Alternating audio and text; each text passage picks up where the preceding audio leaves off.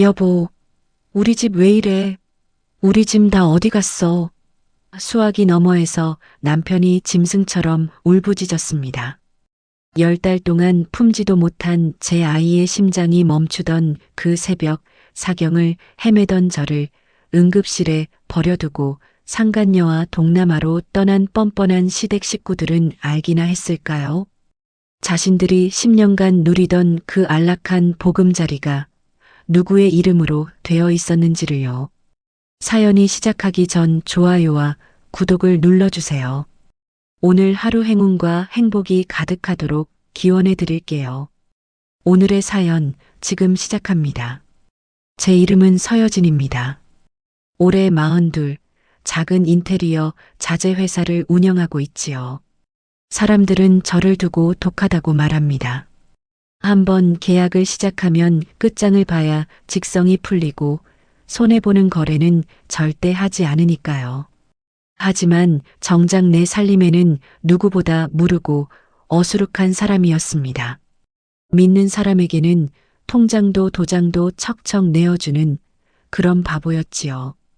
7살에 부모님을 한꺼번에 잃고 큰 집, 작은 집을 떠돌며 자랐습니다. 누구도 나를 살뜰히 챙겨주지 않았어요. 그래서 평생 한 가지만 바랐습니다. 따뜻한 밥 한 끼 같이 먹어주는 가족, 그 한 가지요. 32이 되던 해봄 한재민을 처음 만났습니다. 거래처에 서류를 받으러 갔다가 비를 쫄딱 맞고 회사 앞 골목에 서 있을 때였어요. 양복을 차려입은 한 남자가 자기 우산을 접어 박스 안 새끼 고양이 위에 받쳐주고 있었지요. 정작 자기 어깨는 빗물에 흠뻑 젖은 채로 말입니다. 한재민이 고개를 돌리다 나와 눈이 마주쳤어요. 아이고, 비 오는데 우산 없으면 뼈 시리잖아요. 사람도 저 조그만 고양이도요. 제 우산 같이 쓰실래요? 그 한마디에 나는 무너졌습니다. 평생 우산 한 번 받쳐주는 사람 없이 살아온 내게 그 말은 너무도 따뜻하게 들렸지요. 1년의 연애 끝에 한재민이 무릎을 꿇고 청혼했습니다. 여진아, 넌 평생 외롭게 살았잖아. 이젠 내가 내 진짜 가족이 되어줄게. 우리 부모님, 너 친딸처럼 업어 키우실 거다. 내 목숨 걸고 너 행복하게 해줄게. 나랑 결혼하자. 그 말 한마디가 내 평생의 갈증을 적셔주는 것 같았어요. 상견례를 마치고 시댁에 처음 인사를 드리러 가던 날 두 손 가득 보약과 과일을 들고 갔습니다. 초인종을 누르자 시어머니 박옥선이 문을 열며 내 손을 덥석 잡았어요. 아이고, 우리 복덩이 며느리 왔네. 어서 와라, 어서 와. 아니 근데 손이 왜 이렇게 차가워? 쯧쯧, 그동안 고생을 얼마나 한 거야. 시아버지 한정훈도 거실 소파에서 일어나 내 어깨를 두드려 주었지요. 그래, 이제부터 우리 한 식구다. 눈치 보지 말고 아주 편하게 있어. 알았지? 식탁에는 갈비찜이며 잡채며 8가지 음식이 차려져 있었습니다. 박옥선은 내 밥그릇 위에 자꾸만 갈비를 얹어 주었어요. 이것 좀 먹어봐. 뼈밖에 없어서 어디 쓰겠니? 우리 재민이가 너 말랐다고 얼마나 걱정을 하던지. 자, 눈치 보지 말고 고기 팍팍 먹어. 나는 그날 밤 차 안에서 한재민의 어깨에 머리를 기대고 울었습니다. 여보, 나 태어나서 이런 밥상 처음 받아봐. 나 정말 진짜 내 가족이 생긴 것 같아. 한재민이 운전대를 잡은 채 내 머리를 쓰다듬어 주었지요. 울긴 왜 울어, 바보같이. 이제 넌 혼자 아니야. 우리 부모님이 너 얼마나 예뻐하시는데. 평생 호강시켜줄게. 결혼하고 1년쯤 지났을 때 시부모님이 살던 낡은 빌라가 재개발에 묶여 이사를 가야 한다고 했습니다. 한재민이 거실에서 한숨을 푹푹 쉬며 머리를 감싸쥐었어요. 아휴, 미치겠네.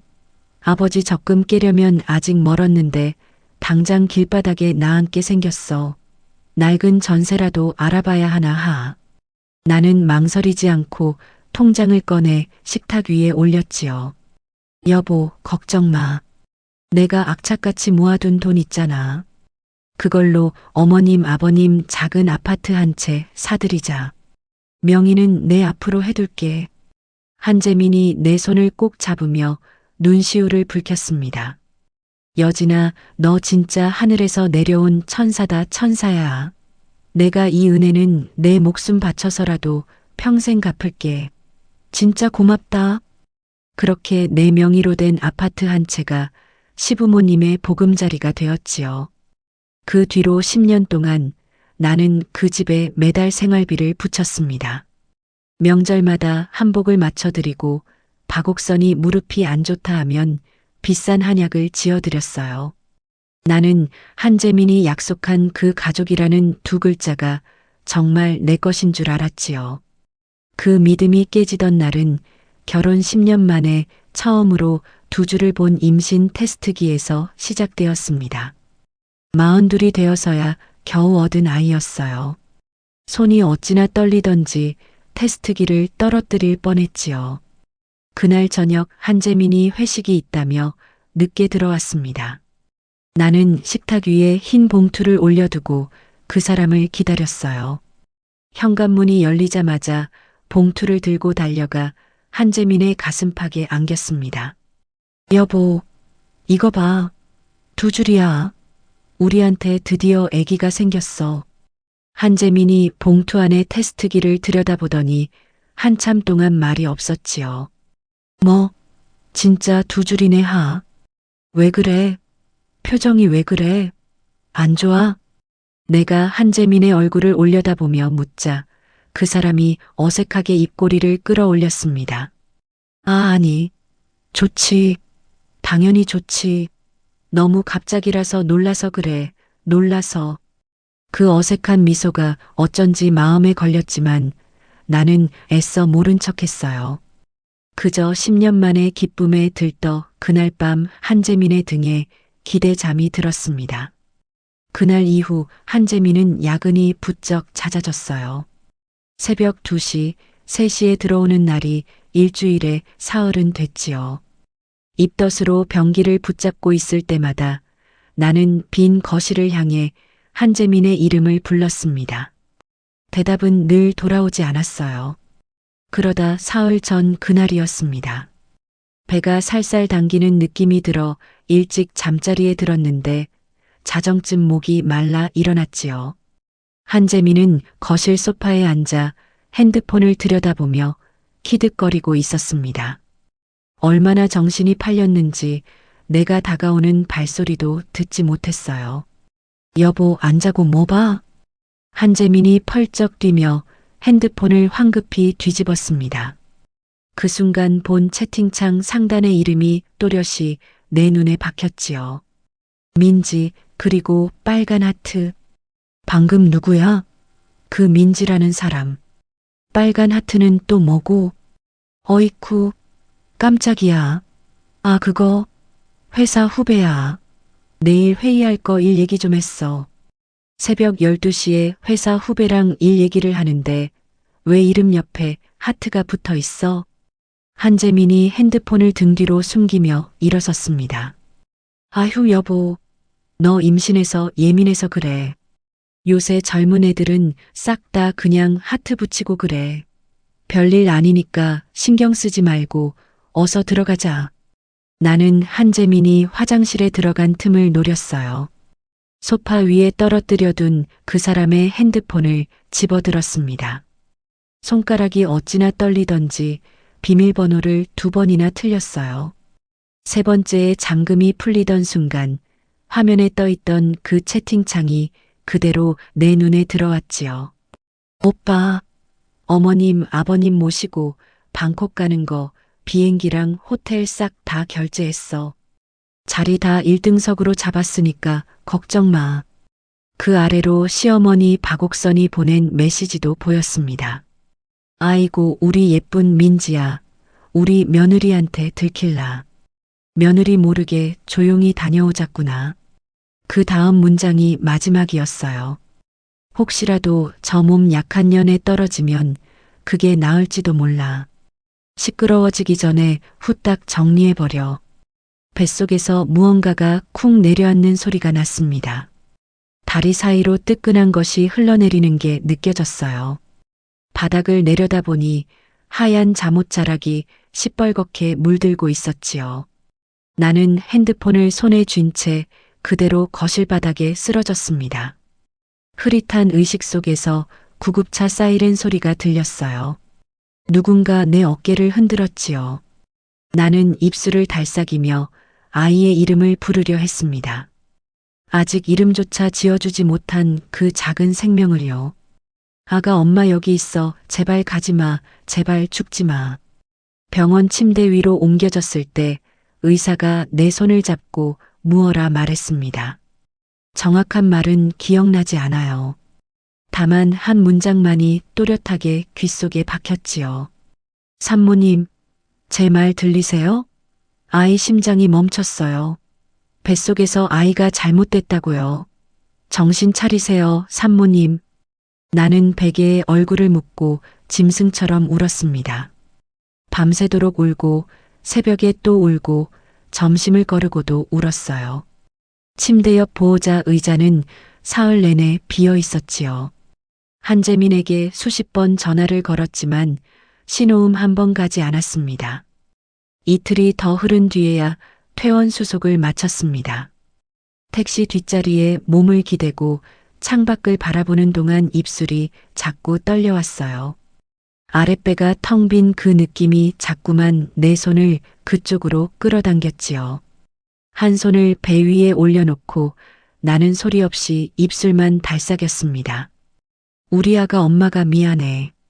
엄마가 못 지켜줘서 정말 미안해. 아파트 단지에 들어서자 경비 아저씨가 나를 알아보고 인사를 건넸습니다. 아이고, 사모님, 며칠 안 보이시더니 어디 크게 알아누우셨어요? 얼굴에 핏기가 하나도 없네. 며칠 전에 바깥 양반은 아주 큰 가방 끌고 콧노래 부르면서 나가시던데 나는 억지로 입꼬리를 끌어올리며 고개를 끄덕였어요. 아네, 남편이 큰 가방을 싸서 나갔다고요? 엘리베이터 거울에 비친 내 얼굴은 종이처럼 하얗게 질려 있었습니다. 현관 앞에 서서 도어락 번호를 누르는 손가락이 자꾸 미끄러졌어요. 삑삑삑. 3번이나 틀린 끝에야 문이 열렸지요. 문을 열자마자 코를 찌르는 무거운 정적이 나를 덮쳤습니다. 여보, 한재민, 어디 있어? 작은 소리로 한재민을 불러보았어요. 대답은 돌아오지 않았습니다. 여보, 짐 싸서 어디 간 거야? 당장 나와봐. 신발을 벗고 거실로 들어선 발바닥에 차가운 마룻바닥의 향기가 그대로 전해졌어요. 소파 위에 늘 걸쳐져 있던 한재민의 회색 카디건이 보이지 않았습니다. 신발장 옆에 세워두던 골프 가방도 사라지고 없었지요. 침을 꿀꺽 삼키며 안방 문 손잡이를 잡았어요. 문을 열어젖히는 순간 손에서 힘이 쭉 빠져버렸습니다. 한재민의 옷장 한쪽이 휑하니 비어 있었지요. 양복 5벌이 걸려있던 자리에는 옷걸이만 덩그러니 흔들리고 있었습니다. 서랍을 차례로 열어보았어요. 속옷도 양말도 즐겨 매던 넥타이도 한 장 남김없이 사라져 있었지요. 화장대 위로 시선이 옮겨갔습니다. 결혼 10주년 기념으로 사주었던 시계, 한재민이 보물처럼 아끼던 그것마저 자리에 없었어요. 여권을 넣어두던 작은 가죽 케이스도 비어 있었지요. 다리에 힘이 풀려 침대 모서리에 주저앉았습니다. 배 위에 손을 얹은 채로 한참을 그렇게 멍하니 앉아 있었어요. 거의 기다시피 거실로 나와 식탁 위에 던져두었던 핸드폰을 집어들었지요. 화면을 켜자마자 카드사에서 보낸 결제 알림 문자가 줄줄이 쌓여 있었습니다. 인천공항 면세점. 결제 금액 470만 원. 내 입에서 나도 모르게 헛웃음이 새어나왔어요. 아, 면세점? 마누라는 피 흘리며 죽어가고 애는 떨어졌는데 면세점에서 돈을 써? 한재민의 번호를 눌러 전화를 걸었습니다. 신호음조차 가지 않고 곧장 음성 사서함으로 넘어가 버렸지요. 박옥선의 번호도 한정훈의 번호도 마찬가지였어요. 세 사람의 핸드폰이 약속이라도 한 듯 모두 꺼져 있었습니다. 아이고, 목구멍에서 신음 같은 소리가 흘러나왔어요. 비틀거리며 식탁 의자에 앉아 차가운 물 한 잔을 따랐지요. 물잔을 쥔 손이 너무 떨려서 물이 식탁 위로 자꾸 흘러내렸습니다. 한 손은 여전히 텅 빈 아랫배 위에 올라가 있었어요. 내가 응급실로 실려가던 그 새벽 한재민과 그 여자는 비행기 시간을 의논하고 있었던 겁니다. 박옥선은 며느리가 사경을 헤매는 동안 면세점에서 화장품을 골랐겠지요. 한정우는 골프채를 챙겨 캐리어에 넣었을 테고요. 뜨겁게 흐르던 눈물이 어느 순간부터 멈추기 시작했습니다. 가슴 한구석이 차갑게 식어가는 것이 또렷이 느껴졌어요. 무언가가 얼음처럼 굳어가는 그 감각이 낯설면서도 단단하게 다가왔지요. 배 위에 올려둔 손에 천천히 힘이 들어갔습니다. 식탁 위에 엎드려 있던 몸을 천천히 일으켰습니다. 시계를 보니 새벽 4시였어요. 얼마나 그렇게 있었는지 가늠도 되지 않았지요. 부엌 형광등이 깜빡거리며 차가운 빛을 거실에 뿌리고 있었습니다. 나는 천천히 일어나 안방으로 걸어 들어갔어요. 한재민의 짐이 빠져나간 자리에는 먼지만 뽀얗게 쌓여 있었지요. 화장대 서랍을 하나씩 열어보았습니다. 세 번째 서랍 안쪽에 익숙한 봉투 하나가 끼워져 있었어요. 5달 전에 받았던 임신 확인서였지요. 그 종이를 손에 쥐고 나는 침대에 걸터 앉았습니다. 종이 위에 적힌 숫자들이 흐릿하게 번져 보였어요. 이 종이를 처음 받아들고 한재민에게 달려갔던 그날이 떠올랐지요. 그날 저녁 식탁 앞에서 한재민에게 임신 사실을 알렸을 때 한재민이 짓던 그 어색한 미소가 다시 떠올랐습니다. 입꼬리만 끌어올리고 눈은 웃지 않던 그 표정이요. 나는 그저 갑작스러워서 그런 줄 알았어요. 40대 늦둥이라 부담스러워서 그런 줄로만 알았지요. 다음 날 아침 박옥선에게 전화를 걸었던 장면도 생생했습니다. 어머님, 저 임신했어요. 2줄 떴어요. 수화기 너머에서 박옥선이 잠시 침묵했어요. 그래, 잘됐다. 내가 기대했던 환호성도 축하의 눈물도 없었지요. 어머님, 어머님이 그렇게 손주 보고 싶다고 하셨잖아요. 안 기뻐요. 기뻐. 기쁘지. 근데 너 42이야. 산모 나이가 좀. 괜찮아요. 병원에서 건강하대요. 어머님 좋아하실 줄 알고 1등으로 전화한 거예요. 그래. 알겠어. 끊자. 내가 좀 바빠. 수화기 너머로 뚝 소리가 났습니다. 나는 핸드폰을 든 채 한참을 멍하니 서 있었어요. 그땐 시어머니가 원래 무뚝뚝한 성격이라 그런 거라고 스스로를 다독였지요. 그날 저녁 한재민이 들어왔을 때 나는 식탁 앞에서 한 가지를 더 물었습니다. 여보, 어머님한테 임신했다고 말씀드렸는데 반응이 좀 이상해. 어머님, 뭐 안 좋은 일 있어? 한재민이 넥타이를 풀며 나를 슬쩍 쳐다봤어요. 어머니가 원래 그러시잖아. 너무 신경 쓰지 마. 근데 평소랑 달라. 떨떠름하셨어. 여진아, 너 임신해서 예민해진 거야. 어머니가 무슨 안 좋은 마음이 있겠어. 나는 그 말을 또 그대로 믿었지요. 침대에 앉아 한참을 종이만 들여다보다가 나는 다시 거실로 나왔습니다. 주방 서랍 깊숙한 곳에서 가계부를 꺼냈어요. 지난 5달치 가계부를 한 장씩 천천히 넘겨보았지요.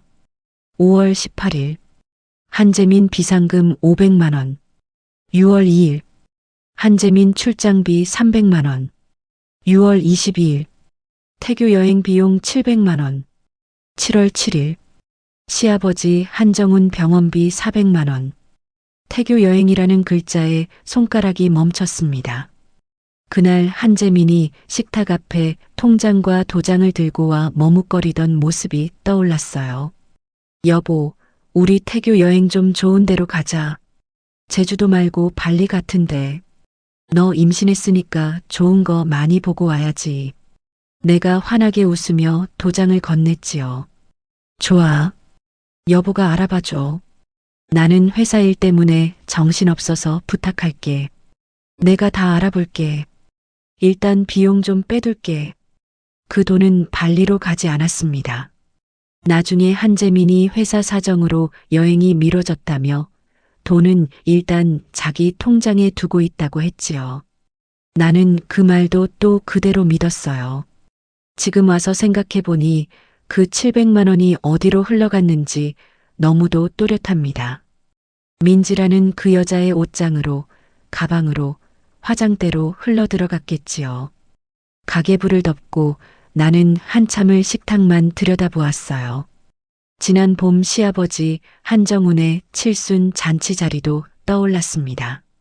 한정훈이 양주잔을 들고 일어나 좌중을 둘러보며 한 말이 있었지요. 요즘 세상은 말이야, 여자가 능력이 있어야 돼. 며느리도 시부모를 모실 줄 알아야지.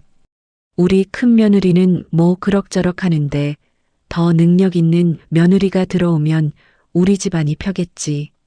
그 자리에서 한재민의 사촌이 박장대소하며 한정훈의 잔에 술을 채워주었어요.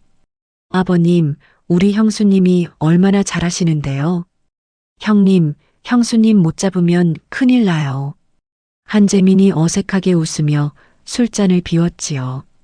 박옥선은 내 옆에 앉아 갈비를 발라주며 작게 중얼거렸어요. 여진아, 시아버지 말씀 너무 마음에 담아두지 마. 그냥 술 드시고 하는 말이야. 나는 그저 시아버지가 늙어서 말이 거칠어진 줄 알았습니다. 시어머니가 내 편을 들어주는 것 같아 오히려 고마운 마음마저 들었지요. 하지만 지금 다시 그 장면을 떠올리니 한정훈의 그 말은 술기운이 아니었어요. 이미 그 자리에서 그들은 누군가를 새 며느리 자리에 앉힐 그림을 그리고 있었던 겁니다. 그 다음 주말이 또렷이 기억납니다. 박옥선이 우리 집에 김치를 가져다 주러 왔던 날이었어요. 부엌에서 같이 김치통을 옮기다가 박옥선이 내 화장대를 쓱 둘러보더니 한마디 했지요.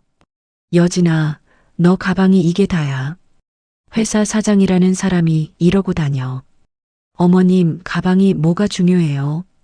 일만 잘하면 되죠. 그래도 사람이 격이 있어야지. 며느리가 명품 하나 못 들고 다니면 시댁 체면이 뭐가 돼. 나는 박옥선의 그 말에 그날 저녁 백화점으로 달려갔습니다. 박옥선의 환갑 선물로 300만 원짜리 가방을 사들고 갔지요. 박옥선은 그 가방을 받고 환하게 웃었어요. 아유, 우리 며느리가 이렇게 마음을 써주네.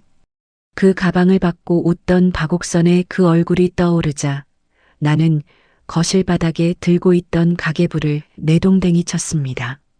종이가 펄럭이며 마룻바닥에 흩어졌어요. 거실 한가운데 무릎을 꿇은 채로 나는 두 손으로 입을 틀어막았지요. 내 뱃속에서 자라던 그 작은 아이가 그들에게는 그저 거치적거리는 짐이었습니다. 새 며느리를 들이는데 방해가 되는 군더더기였던 겁니다. 박옥선이 민지라는 여자에게 보낸 그 메시지가 다시 떠올랐어요. 애 떨어지면 그게 나을지도 모른다는 그 한 문장이요. 손을 입에서 떼고 천천히 일어났습니다. 거실벽에 걸린 결혼사진을 바라보았어요. 하얀 드레스를 입고 한재민의 어깨에 머리를 기대고 웃고 있는 내가 거기 있었지요. 나는 식탁 의자를 끌어다 사진 앞에 놓았습니다. 그 위에 올라가 액자를 두 손으로 떼어냈어요. 액자를 들고 거실로 내려와 바닥에 천천히 내려놓았습니다. 유리 위에 비친 한재민의 얼굴을 한참 동안 들여다보았지요. 비 오는 날 우산을 받쳐주던 그 다정한 얼굴이 10년 동안 내가 가족이라 부르며 매달렸던 그 얼굴이요.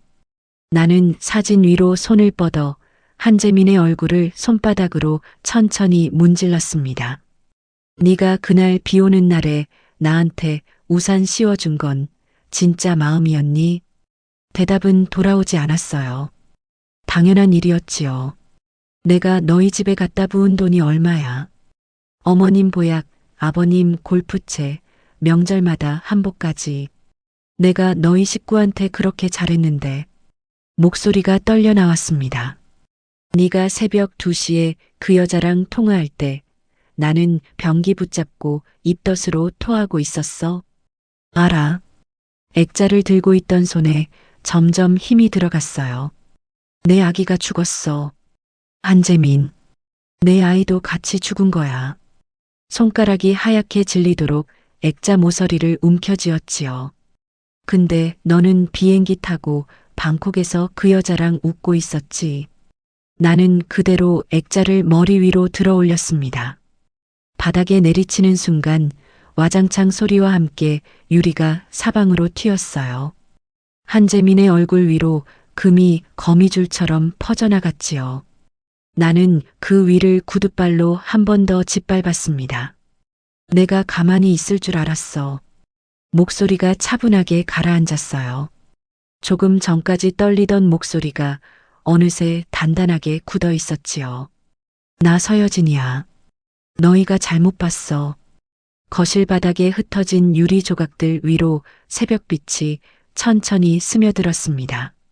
나는 깨진 유리 한 조각을 집어들고 손바닥을 들여다보았어요. 조각 끄트머리에 한재민의 웃는 얼굴이 비쳐 있었지요. 그 얼굴을 향해 나는 작게 입을 열었습니다. 내가 10년 동안 너한테 준 거 한 푼도 안 남기고 다 받아낼 거야. 깨진 유리를 식탁 위에 천천히 올려놓았어요. 부엌 창밖으로 회색빛 새벽 하늘이 점점 푸르게 밝아오고 있었습니다. 나는 식탁 의자에 다시 앉아 식어버린 물잔을 비웠지요. 손떨림이 어느새 멈춰 있었어요. 식탁에 앉아 식어버린 물을 한 모금 더 마셨습니다. 거실 바닥에는 깨진 액자 유리가 그대로 흩어져 있었어요. 빗자루를 들 기운도 없어 그대로 두었지요. 창밖이 점점 환해지며 단지 안 어딘가에서 까치 우는 소리가 들렸습니다. 그때 식탁 위에 올려둔 핸드폰이 부르르 떨었어요. 모르는 번호였습니다. 지역 번호가 시댁이 있는 동네 번호였지요. 나는 잠시 망설이다 통화 버튼을 눌렀습니다. 여보세요. 수화기 너머에서 조심스러운 여자 목소리가 들려왔어요. 저 여진이 새댁 맞지? 나야, 시어머니 옆집 사는 김씨 아줌마. 박옥선의 아파트 바로 옆집에 사는 통장 김순자 아주머니였습니다. 명절마다 마주치면 떡 한 접시씩 주고받던 사이였지요. 나는 목을 가다듬고 천천히 입을 열었어요. 아주머니, 안녕하세요. 이른 시간에 무슨 일이세요? 새댁, 내가 며칠을 망설였어. 전화를 할까 말까? 근데 도저히 안 되겠어서. 김순자의 목소리가 잘게 떨리고 있었어요. 무슨 일이신데요? 편하게 말씀하세요. 새댁, 시어머니 아버님 지금 집에 안 계신 거 알고 있어. 나는 손에 쥔 핸드폰을 더 꽉 잡았습니다. 네, 알고 있어요. 여행 가셨다고 들었어요. 근데 새댁, 그 여행을 누구랑 갔는지 알고 있어. 아주머니, 보신 게 있으세요? 김순자가 한숨을 푹 내쉬더니 목소리를 낮췄어요. 내가 사흘 전 아침에 분리수거하러 나갔는데 새댁시댁 앞에 시커먼 외제차가 한 대 서 있더라고. 처음 보는 차야. 누가 내렸어요? 젊은 여자가 내렸어. 머리는 노랗게 물들이고 가방도 번쩍번쩍하고. 그 여자가 시댁 초인종을 누르더니 아버님, 어머님이 캐리어를 끌고 같이 나오는 거야. 내 손바닥에 식은땀이 배어 나왔어요. 아주머니, 그 여자 얼굴 또렷이 보셨어요. 또렷이 봤지. 내가 그 골목에서 20년을 살았는데 처음 보는 얼굴이야. 새댁은 절대 아니고 수화기를 든 손이 부르르 떨려와 나는 식탁 모서리를 짚고 앉았습니다. 아주머니, 그래서 어떻게 됐어요? 자세히 좀 말씀해 주세요. 내가 분리수거함 뒤에 서서 다 봤어. 그 여자가 캐리어를 직접 트렁크에 실어주더라고. 어머님 캐리어, 아버님 캐리어 다 그 여자가 옮겼어. 김순자가 말을 잠깐 멈췄어요. 근데 더 기가 막힌 거는 그 여자가 어머님한테 가방을 하나 안기는 거야. 까만색의 금색 자물쇠 달린 거. 내가 텔레비전에서 본 적 있는 그 비싼 명품 가방 있잖아. 어머님 표정은 어땠어요? 새댁, 내가 이 말을 하기가 너무 미안해서 그러는데 어머님이 그걸 받아들고는 그 여자 손을 잡고 흔드시더라고. 호호 웃으시면서 목구멍이 꽉 막혀왔습니다. 그 여자가 뭐라고 했어요? 들으셨어요? 내가 분리수거함이 바로 옆이라서 들렸어. 그 여자가 어머님 팔짱을 끼면서 이러는 거야. 어머님, 제가 며느리 노릇 제대로 할게요. 어머님 호강시켜 드릴게요. 나는 식탁에 한쪽 팔꿈치를 짚고 이마를 손에 묻었어요. 아버님은 어떠셨어요? 아버님이 그 옆에서 골프채 가방을 트렁크에 같이 실으시면서 허허 웃으시면서 그러더라고. 이런 복덩이가 어디서 굴러왔는지 모르겠다고. 우리 집안에 봄이 오나 보다고. 복덩이. 한정훈의 칠순 잔치 때 그 사람이 했던 말이 다시 떠올랐지요. 능력 있는 며느리가 들어오면 집안이 편다던 그 말이요. 그 말이 그저 술자리 농담이 아니었던 겁니다. 아주머니, 한 가지만 더 여쭤볼게요. 혹시 제 남편도 같이 있었어요? 한서방도 있었지. 그 여자랑 같이 차에서 내렸어. 어머님, 아버님한테 인사하고는 그 여자랑 어머님이 팔짱 끼고 가는 거 뒤에서 보고 키득거리더라고. 나는 한참을 말없이 듣기만 했습니다. 김순자가 조심스럽게 다시 입을 열었어요. 새댁, 내가 한참 망설였어. 이게 가정사인데 내가 끼어드는 게 맞나 싶어서. 근데 사람이 그래도 양심이라는 게 있지. 새댁이 얼마나 그 집에 잘했는지 동네 사람들이 다 알아. 아주머니, 고맙습니다. 정말 고마워요. 그리고 새댁, 이 말은 꼭 해야겠어. 며칠 전에 어머님이 우리 집에 떡 돌리러 오셔서 그러시더라고. 며느리 새로 들릴 거라고. 지금 집에 있는 며느리는 곧 정리할 거라고. 내가 그땐 무슨 농담인 줄 알았어. 내 입에서 마른 웃음이 새어나왔어요. 정리. 사람을 두고 정리라는 말을 입에 올렸다는 것이 어찌나 우습던지요. 아주머니, 마지막으로 한 가지만요. 그 외제차 번호판 혹시 기억나세요? 내가 그건 적어놨어. 너무 수상해서. 잠깐만 종이 꺼낼게. 수화기 너머에서 부스럭거리는 소리가 들렸어요. 김순자가 또박또박 차 번호를 불러주었습니다. 나는 식탁 위에 있던 광고지 뒷면에 그 번호를 천천히 받아 적었지요. 아주머니, 정말 감사합니다. 이 은혜는 제가 꼭 갚을게요. 새댁, 갚긴 뭘 갚아? 그저 새댁이 무너지지 않았으면 좋겠어. 사람이 받을 게 있으면 받아야지. 안 받으면 호구되는 거야.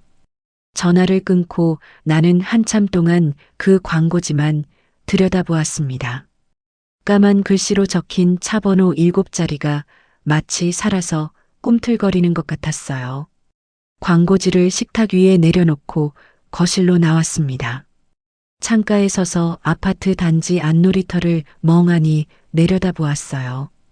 이른 아침이라 놀이터에는 아무도 없었지요. 모래 위에 작은 신발 발자국 몇 개만 찍혀 있었습니다.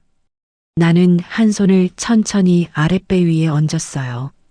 아이가 발길질을 할 만큼 자라지도 못한 그 자리가 텅 비어 있었지요. 숨이 가빠지더니 나도 모르게 무릎이 꺾였습니다. 바닥에 주저앉아 어깨가 들썩였어요. 그 시간을 다시 한번 머릿속에 떠올려 보았습니다. 새벽 2시, 내가 거실 바닥에 피를 흘리며 쓰러져 의식을 잃어가던 그 시각. 한재민이 119에 전화를 걸었던 것은 분명합니다.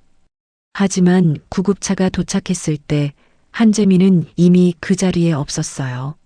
나중에 알게 된 사실이지만 한재민은 119에 신고만 해놓고 곧장 짐을 챙겨 집을 빠져나갔다고 했지요. 구급대원이 도착해 현관문을 두드릴 때 한재민은 이미 캐리어를 끌고 엘리베이터를 타고 있었던 겁니다. 내가 수술실에서 마취에 빠져 있던 그 새벽 한재민은 민지의 외제차 조수석에 앉아 시댁 앞에 도착했겠지요. 박옥선이 캐리어를 끌고 나와 민지의 손을 잡고 웃었을 때 내 뱃속의 아이는 이미 심장이 멈춘 채였을 겁니다. 한정훈이 골프채를 트렁크에 실으며 복덩이 운운하던 그 시간에 의사는 내 손을 잡고 정신 차리라고 흔들고 있었어요. 거실 바닥에 무릎을 꿇은 채로 나는 머리를 마룻바닥에 천천히 댔습니다. 이마가 차가운 바닥에 닿는 그 감각이 오히려 정신을 또렷하게 만들었지요. 눈물은 더 이상 나오지 않았어요. 아가, 나는 마룻바닥을 향해 작게 입을 열었습니다. 엄마가 너 보내준 다음에 너 죽인 사람들 그냥 안 둘 거야. 차가운 바닥에 댄 이마에서 한기가 머리 위로 천천히 올라왔어요. 엄마가 다 갚아줄게. 한 명도 빠짐없이 갚아줄게. 천천히 몸을 일으켜 식탁으로 돌아왔지요. 광고지에 적힌 차 번호를 한 번 더 들여다본 뒤 나는 그것을 곱게 접어 지갑 안쪽에 끼워 넣었습니다. 물잔에 새로 물을 따라 한 모금 마셨어요. 이번에는 손이 떨리지 않았습니다. 식탁 의자를 밀고 일어났지요. 거실 바닥에 흩어진 유리 조각을 빗자루로 쓸어 모았어요. 쓰레받기에 유리를 담으면서 나는 한재민과 박옥선, 한정훈, 그리고 민지라는 그 여자의 얼굴을 차례로 떠올렸습니다. 그들이 지금 이 시간 어디 동남아 어느 호텔에서 수영장에 발을 담그고 있을 모습이 그려졌어요. 민지가 박옥선의 어깨에 선크림을 발라주고 있을지도 모릅니다. 한재민은 그 옆에서 칵테일 잔을 들고 셋이서 사진을 찍고 있겠지요. 쓰레받기를 들고 베란다로 나가 그 안에 유리 조각을 쓰레기통에 쏟아부었습니다. 유리가 쏟아지며 쨍그랑 소리가 났어요. 나는 그 소리를 들으며 천천히 미소를 지었지요. 며칠 뒤 그들이 비행기에서 내려 캐리어를 끌고 자신들의 집 앞에 섰을 때 도어락 비밀번호를 눌러도 문이 열리지 않을 그 순간 당황한 박옥선이 한재민을 돌아보며 무어라 따져 묻는 그 장면. 민지의 얼굴이 점점 굳어가는 그 표정까지 나는 그 모든 그림을 머릿속에 천천히 그려보았습니다. 입꼬리가 저절로 올라갔어요. 빈 쓰레받기를 들고 거실로 돌아오면서 나는 작게 중얼거렸지요. 돌아올 집부터 없애주는 거야. 그 다음 일은 그때 생각하자. 거실 한쪽에 세워둔 화이트보드 앞으로 걸어갔습니다. 인테리어 자재 회사를 차린 뒤로 견적을 짤 때 쓰던 보드였지요. 마커를 집어들고 그 위에 큼지막하게 한 글자를 적었습니다. 집. 그 아래에 또 한 줄을 적었지요. 내 이름으로 된 그 집의 등기권리증을 꺼내야 한다고 말입니다. 보드를 응시하는 내 눈빛이 거울에 비쳤어요. 며칠 전까지 텅 비어 있던 그 눈에 작고 단단한 불씨 하나가 켜져 있었습니다. 화이트보드 앞에 한참을 서 있다가 나는 안방으로 걸어 들어갔습니다. 침대 옆 붙박이장 안쪽 깊숙이 작은 금고가 하나 숨겨져 있었어요.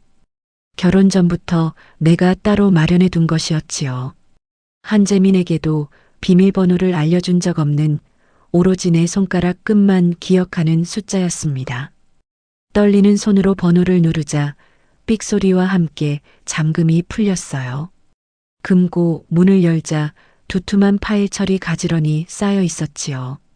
나는 그중 맨 위에 놓인 파일을 꺼내 침대 위에 펼쳤습니다. 부동산 등기권리증이라고 적힌 노란 표지가 한눈에 들어왔어요.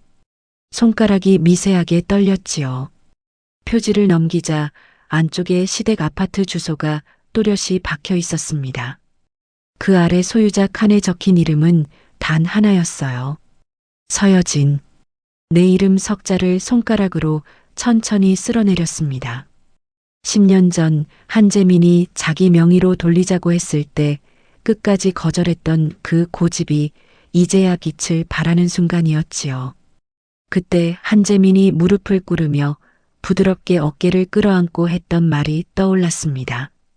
여진아, 부모님 집을 며느리 명의로 두는 게 좀 그렇잖아. 내 앞으로 돌려놓자. 응. 여보, 미안. 이건 양보 못해. 내가 모은 돈으로 산 거잖아. 명의는 내가 가지고 있어야 마음이 편해. 너 진짜 너무 깍쟁이야. 우리가 남이야 뭐. 미안해 여보. 이건 그냥 내 고집이야. 그때는 그저 내 직업병 같은 거라고 생각했어요. 사업하면서 등기 문제로 사람들이 무너지는 걸 너무 많이 봤기 때문에요. 하지만 지금 와서 보니 그 고집이 내 인생을 통째로 살렸지요. 파일을 가슴에 안고 거실로 나왔습니다. 화이트보드 앞에 다시 섰어요. 보드 위에 적어둔 집이라는 글자 아래에 굵은 화살표를 하나 그렸지요. 그 끝에 새로운 단어를 적었습니다. 처분. 마커를 책상 위에 내려놓고 시계를 보았어요. 아침 9시였습니다. 부동산 중개사무소 문 열 시간이었지요. 세수만 대충 마치고 청바지에 회색 니트를 입었어요. 거울 앞에서 머리를 빗는데 거울 속 내 얼굴이 어제와 다르게 보였습니다. 입술색은 여전히 창백했지만 눈빛은 어딘가 다르게 가라앉아 있었지요. 지갑 안쪽에 끼워둔 차번호 광고지와 등기권리증 파일을 가방에 챙겨 넣었어요. 현관에서 운동화 끈을 묶으며 한 번 더 마음속으로 다짐했습니다. 오늘 안에 매수자가 나서지 않더라도 적어도 광고는 걸려야 한다고요. 집에서 5정거장 떨어진 사거리에 박상철 공인중개사 사무소가 있었습니다. 간판이 다른 곳보다 유난히 컸어요. 이 동네에서 박상철이라는 이름은 거래 잘 붙이기로 소문이 자자했지요. 나도 회사 사옥을 옮길 때 박상철에게 도움을 받은 적이 있었습니다. 사무소 문을 밀고 들어가자 한쪽 책상에서 신문을 보고 있던 박상철이 고개를 들었어요. 어이쿠, 서 사장님 아니세요? 이게 얼마만이에요? 박상철이 신문을 접어 책상 위에 던지며 자리에서 일어났습니다. 환갑이 다 된 나이에 머리는 반백이었지만 두 눈은 매처럼 매서웠지요. 사장님 안녕하세요. 한참 만에 뵙네요. 우리 사장님 이른 시간에 어쩐 일이세요? 일단 앉으시고 커피 한 잔. 사장님 커피는 됐어요. 바로 본론부터 말씀드릴게요. 박상철이 내 얼굴을 한번 빤히 쳐다보더니 자기 자리로 돌아가 의자에 앉았습니다. 나도 박상철 앞 의자에 앉아 가방에서 파일을 꺼냈어요. 파일을 책상 위에 천천히 밀어주었지요. 박상철이 파일을 열어 등기권리증을 들여다보았습니다. 주소를 확인하더니 잠시 안경을 고쳐 썼어요. 이거 사장님 시부모님 사시는 집 아닌가요? 예전에 한번 말씀하셨던 것 같은데. 맞아요. 명의는 처음부터 제 앞이고요. 근데 갑자기 왜요? 무슨 일 있으세요? 박상철이 안경 너머로 나를 천천히 살폈습니다. 나는 책상 위에서 두 손을 깍지 끼며 천천히 입을 열었어요. 사장님, 제가 사흘 전에 아이를 잃었어요. 박상철의 눈썹이 꿈틀했지요. 뭐라고요? 임신 5달째였어요. 42에 겨우 얻은 아인데 우연히 남편이 다른 여자랑 주고받은 메시지를 보고 충격으로 그날 밤에 쓰러졌어요.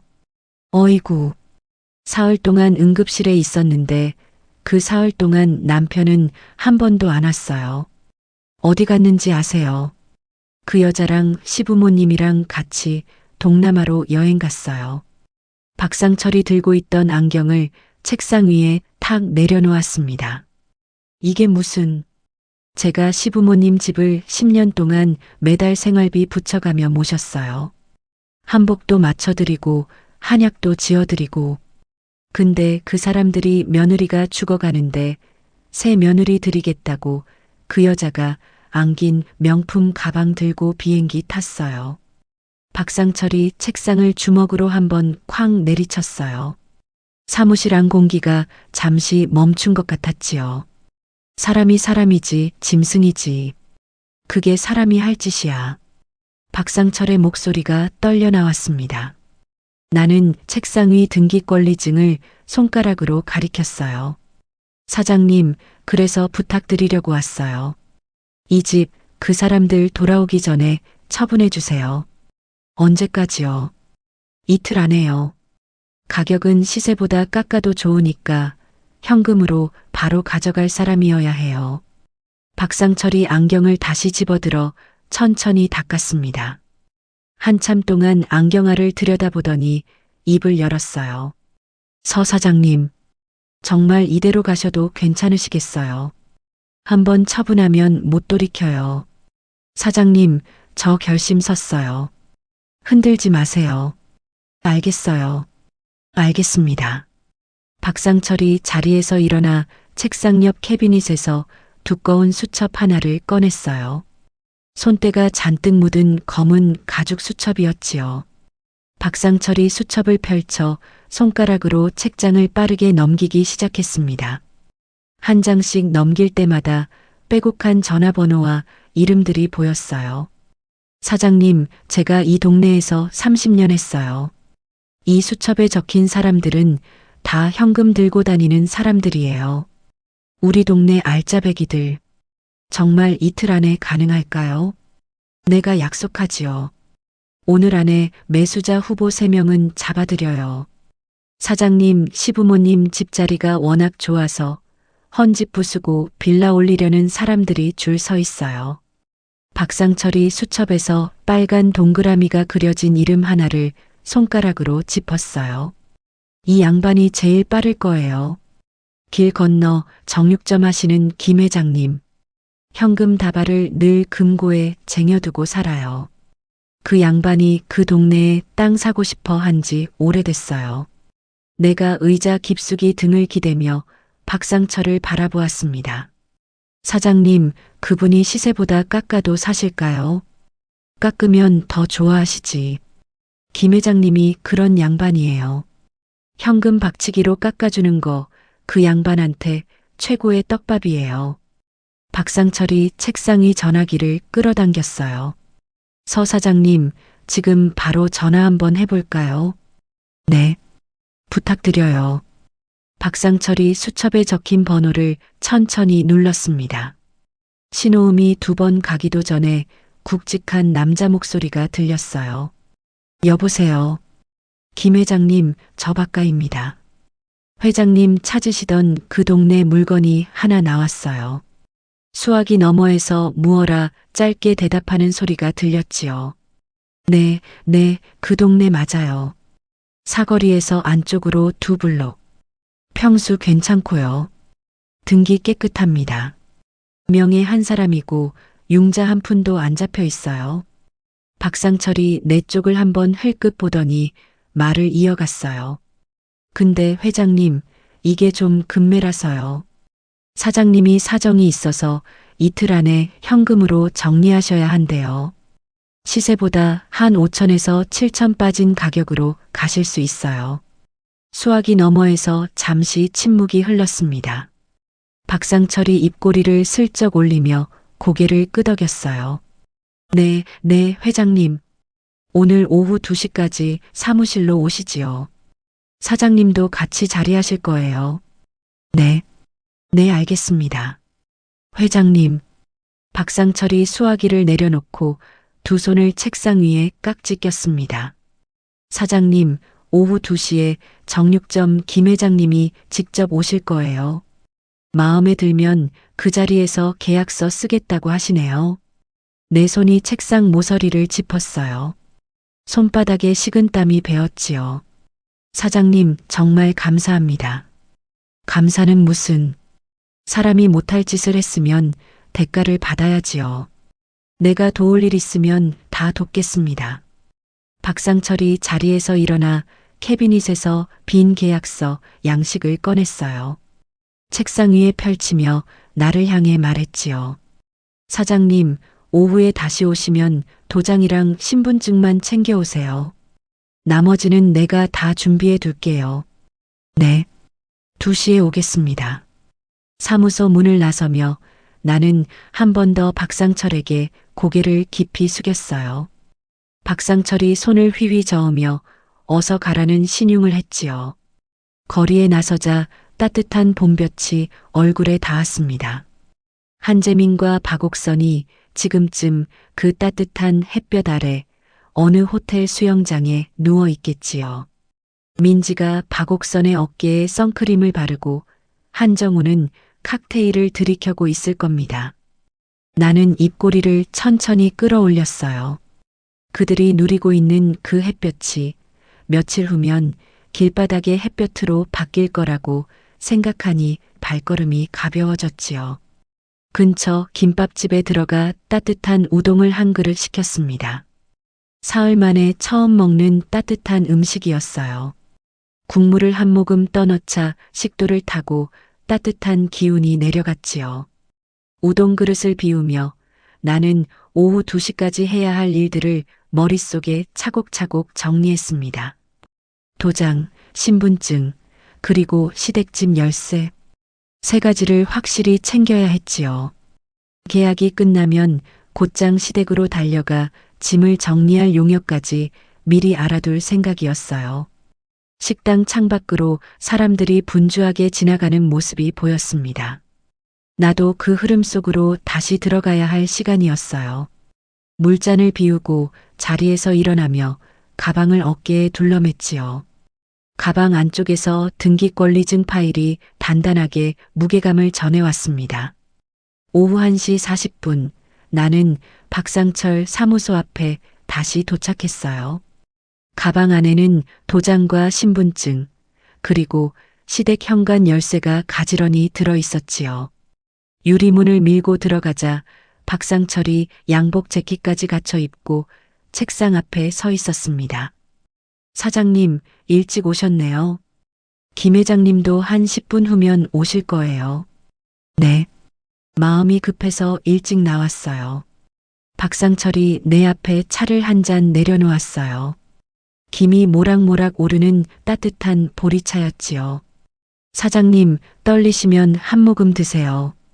김 회장님, 그 양반 말투가 좀 거치셔도 사람은 좋아요. 괜찮아요. 안 떨려요. 말은 그렇게 했지만 보리찻잔을 든 손끝에 미세한 떨림이 느껴졌습니다. 잔을 천천히 입에 가져다 댔어요. 따뜻한 차가 식도를 타고 내려가자 어깨에 들어간 힘이 조금 풀렸지요. 2분쯤 지나자 사무소 문이 벌컥 열렸어요. 짙은 갈색 점퍼에 검은 가죽 가방을 든 노인이 큰 발걸음으로 들어왔습니다. 머리는 짧게 깎았고 손가락에는 굵은 금반지가 끼워져 있었지요. 박 사장, 그 물건 어디 있어? 등기부터 좀 봅시다. 박상철이 자리에서 벌떡 일어나며 김 회장에게 다가갔어요. 회장님, 어서 오세요. 여기 사장님이 직접 오셨어요. 김 회장이 내 쪽으로 고개를 돌렸습니다. 주름진 눈가 안쪽에서 두 눈이 빠르게 나를 훑고 지나갔지요. 아가씨가 사장이라고. 안녕하세요, 회장님. 서여진입니다. 앉아요. 인사 시간 없어요. 등기 봅시다. 김 회장이 내 맞은편 의자에 털썩 앉았어요. 박상철이 내가 가져온 등기권리증 파일을 김 회장 앞으로 슬쩍 밀어주었지요. 김 회장이 가방에서 안경을 꺼내 쓰고 한 장씩 천천히 넘겼어요. 서류를 보는 손가락이 한 줄씩 짚어가며 움직였습니다. 융자도 한 푼 없고 압류도 없고 등기 깨끗하네. 명의자도 본인 하나. 네, 회장님. 사장님이 처음부터 본인 돈으로 사신 물건이에요.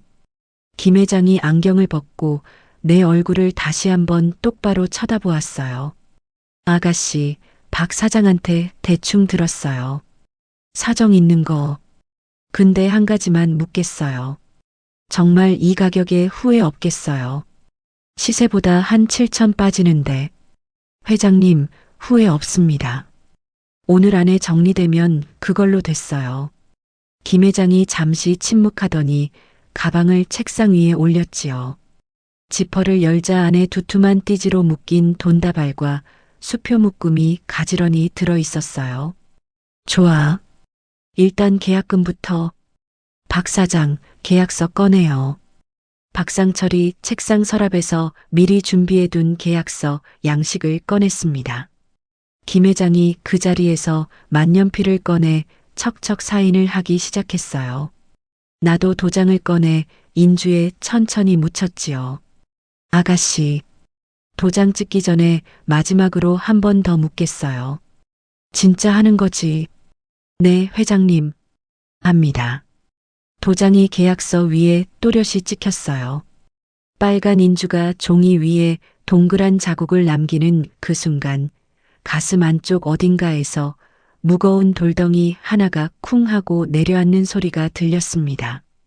계약서 두 부의 도장이 모두 찍히자 김 회장이 가방 안에 든 수표 묶음을 꺼냈어요.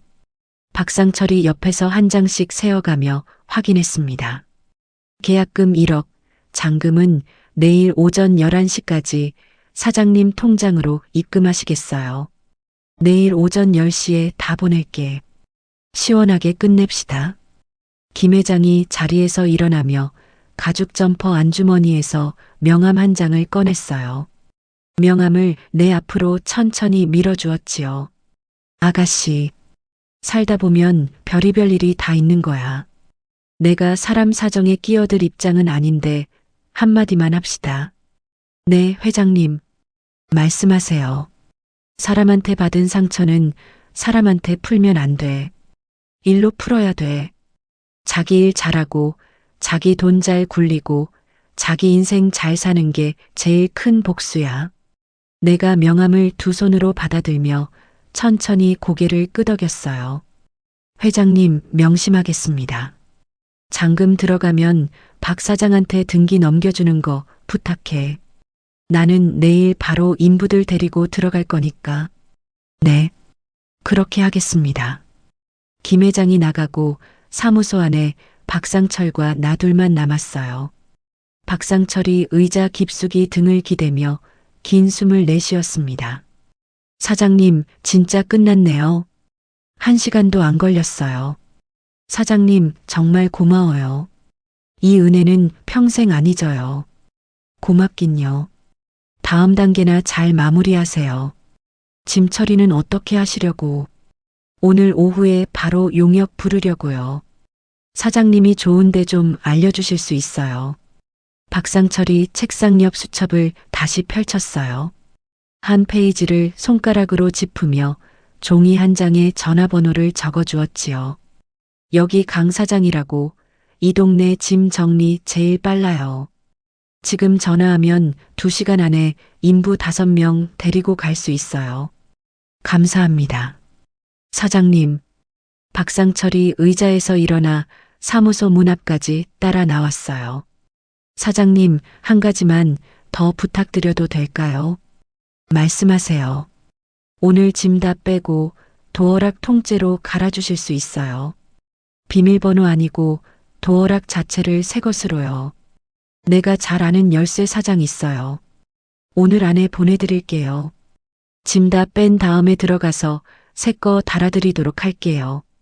박상철의 손을 한 번 더 잡고 사무소를 나섰습니다. 거리에 햇볕이 한낮의 한가운데를 지나고 있었어요.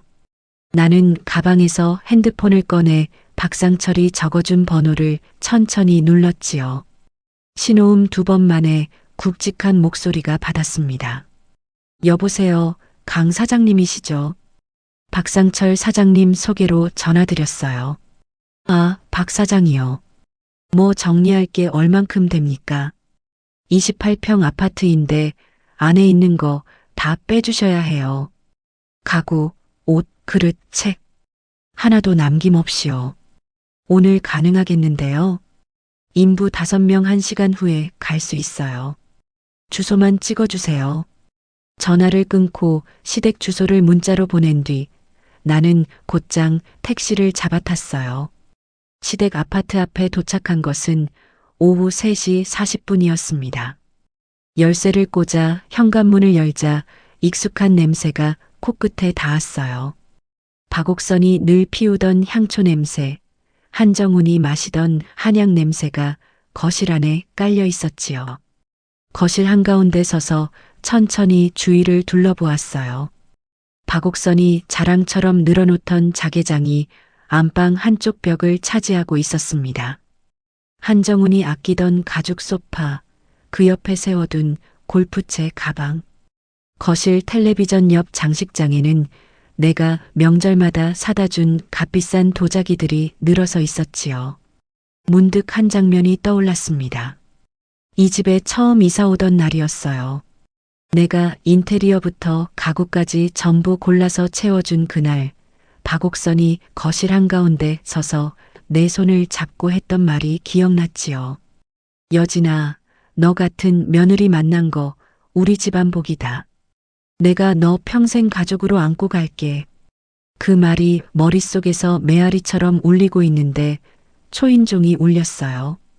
인터폰을 들자 굵직한 남자 목소리가 들렸지요. 강 사장입니다. 인부들 도착했어요. 문을 열어주자 작업복을 입은 5명의 인부들이 한 줄로 들어왔습니다. 강 사장이라는 사람이 맨 앞에 서서 거실 안을 한번 쭉 훑어보았어요. 사모님, 가져갈 거랑 버릴 거 구분해 주세요. 강 사장님, 다 버려주세요. 가져갈 거 하나도 없어요. 강 사장이 잠깐 멈칫하더니 다시 물었어요. 사모님, 가구, 옷, 그릇, 책. 정말 하나도 안 가져가시게요. 네. 다 폐기물로 처리해 주세요. 안방 자개장이랑 소파, 골프채까지 전부요. 강 사장이 인부들에게 손짓했지요. 들었지. 가져갈 거 없대. 다 폐기물로 빼. 인부들이 일사불란하게 움직였어요. 거실 소파가 2명의 손에 들려나갔습니다. 박옥선이 시집 올 때 가져왔다는 자개장의 문이 떼어지고 본체가 분해되었지요. 장식장 안의 도자기들이 박스에 담겨 폐기물 자리로 옮겨졌습니다. 한정훈의 골프채 가방이 한 인부의 어깨에 걸쳐져 현관 밖으로 빠져나갔어요. 나는 거실 한가운데 서서 그 모든 광경을 가만히 지켜보았지요. 박옥선이 그렇게 자랑하던 자개장이 2 동강 나는 순간 한정훈이 아끼던 골프채가 마당에 무더기로 쌓이는 순간 나는 입꼬리에 옅은 미소를 띄었습니다. 1시간쯤 지나자 거실이 텅 비었어요. 28평짜리 집이 이렇게나 넓었나 싶을 만큼 휑하게 비어 있었지요. 강 사장이 마지막 박스를 들고 나오며 내 쪽으로 다가왔습니다. 사모님, 다 끝났어요. 길거리 폐기물 스티커는 내일 새벽에 다시 와서 붙여드릴게요. 수고하셨어요. 강 사장님. 인부들이 모두 빠져나간 뒤 나는 현관문을 닫고 거실로 다시 들어왔어요. 텅 빈 마룻바닥 한가운데 천천히 걸어가 앉았지요. 바닥에 손바닥을 짚었습니다. 차가운 마룻바닥의 한기가 손바닥을 타고 올라왔어요. 나는 천천히 무릎을 꿇고 손바닥을 마룻바닥에 더 단단히 댔습니다. 이 자리에서 박옥선이 갈비를 발라주며 나를 며느리라 부르던 그 시간들, 한정훈이 양주잔을 들고 능력 있는 며느리 운운하던 그 자리, 한재민이 비 오는 날 우산 씌워주던 사람이라며 거실 소파에서 텔레비전을 보던 그 자리 모두 사라졌어요. 아가, 나는 텅 빈 거실을 향해 작게 입을 열었지요. 엄마가 너 보낸 사람들 돌아올 자리 없앴어. 이제 한 발 뗀 거야. 가슴 한가운데 단단하게 얹혀있던 응어리 하나가 조금 풀려나가는 것 같았어요. 완전히 사라지지는 않았지만 한 자락 정도는 가벼워졌지요. 초인종이 다시 울렸습니다. 박상철이 보낸 열쇠 사장이 도착했다는 소식이었어요. 나는 자리에서 일어나 현관으로 걸어갔지요. 새 도어락이 달리는 동안 베란다 창가에 서서 멀리 단지 밖을 내려다보았습니다. 해가 천천히 서쪽으로 기울고 있었어요. 이 시각 어딘가 동남아의 하늘 아래에서 한재민과 박옥선, 한정훈, 그리고 민지라는 그 여자도 같은 해를 보고 있을 겁니다. 그들은 모릅니다. 자신들이 돌아올 집이 오늘 오후에 사라졌다는 사실을요. 핸드폰이 한번 짧게 울렸어요. 박상철이 보낸 문자였습니다. 잔금 일정 다시 확인했고 내일 오전 10시 정각에 정육점 김 회장이 잔금을 보낼 예정이라는 짤막한 내용이었지요. 나는 핸드폰을 주머니에 다시 넣고 천천히 베란다 창문을 닫았습니다. 새 도어락을 단 시댁 아파트를 빠져나와 내 오피스텔로 돌아온 것은 저녁 7시였습니다. 한재민과 함께 살던 그 아파트로는 차마 들어가기가 싫었어요. 회사 근처에 따로 마련해둔 오피스텔이 있어 그쪽으로 발길을 돌렸지요. 욕조에 뜨거운 물을 받아 사흘 만에 처음으로 길게 몸을 담갔습니다. 물 위로 천천히 몸을 느리고 있는데 핸드폰이 부르르 떨었어요. 박상철이 보낸 사진 한 장이었지요. 시댁 아파트 베란다와 마당에 산처럼 쌓인 폐기물 무더기 사진이었습니다. 사진 위에 박상철이 짧은 글을 덧붙였어요. 내일 새벽 5시 폐기물 트럭 들어옵니다. 사장님 푹 쉬세요. 사진을 한참 들여다보다가 핸드폰을 욕조 옆 선반에 내려놓았지요. 그렇게 그날 밤은 오랜만에 깊은 잠을 잤습니다. 꿈에는 아무것도 나오지 않았어요. 이튿날 아침 10시 핸드폰에 입금 알림이 떴습니다. 박상철이 곧이어 전화를 걸어왔어요. 사장님, 김 회장님 잔금 정시에 다 들어왔어요. 등기 이전 서류는 오늘 오후에 제가 알아서 처리할게요. 사장님, 정말 감사해요. 점심이라도 한번 모실게요. 점심은 다음에. 일단 일 마무리부터 잘하시고요. 전화를 끊고 통장 잔고를 확인했지요. 숫자가 한 자리 더 늘어있는 화면을 한참 동안 들여다보았어요. 이 돈 한 푼이 내 아이를 다시 데려와 주지는 못합니다. 그저 그 사람들이 누리던 안식처를 무너뜨리는 데 쓰였을 뿐이지요. 그날 오후 나는 오피스텔 거실 소파에 비스듬히 기대 따뜻한 차를 끓여 마셨어요. 한재민이 탑승한 비행기가 오늘 저녁 7시 인천공항 도착 예정이라는 정보를 박상철이 김 회장 인맥을 통해 슬쩍 알려주었지요.